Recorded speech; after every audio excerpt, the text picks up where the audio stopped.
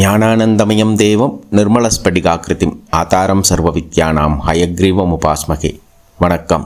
ஏல்பி ஜோதிடர் உங்கள் லோகநாதன், கோவையிலிருந்து.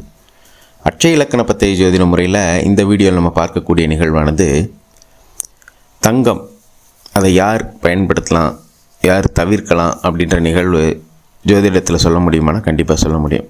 அதுவும் இந்த அட்சய இலக்கண பத்திய ஜோதிட முறையில் நீங்கள் எந்த அட்சய இலக்கணத்தில் பயணிக்கும் பொழுது தங்கம் பயன்படுத்துவதை தவிர்க்கணும் அப்படின்ற நிகழ்வை நம்ம எளிமையாக சொல்ல முடியும். நம்ம அட்சய லக்னம் அப்படின்னு சொல்கிறது என்னென்னா, உங்கள் வயதுக்கேற்ப லக்னம் வளரும் அப்படின்றது தான் அட்சய லக்ன பദ്ധதியோட அடிப்படை.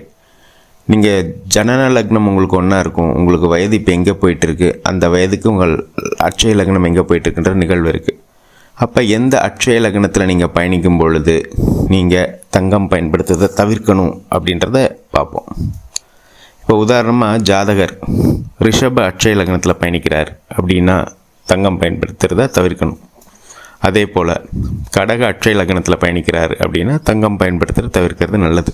அதே போல் சிம்ம அட்சய லக்னத்தில் பயணிக்கிறார் அப்படின்னா அதுவும் தவிர்க்கிறது நல்லது. அடுத்தபடியாக துலாம் அட்சய லக்னத்தில் பயணிக்கும் பொழுதும் தங்கம் பயன்படுத்துவதை தவிர்ப்பது நல்லது. இதை போல் நம்ம எளிமையாக சொல்லிட முடியும். இந்தந்த லக்னத்தில் பயணிக்கும் பொழுது தவிர்ப்பது நல்லது அப்படின்றது.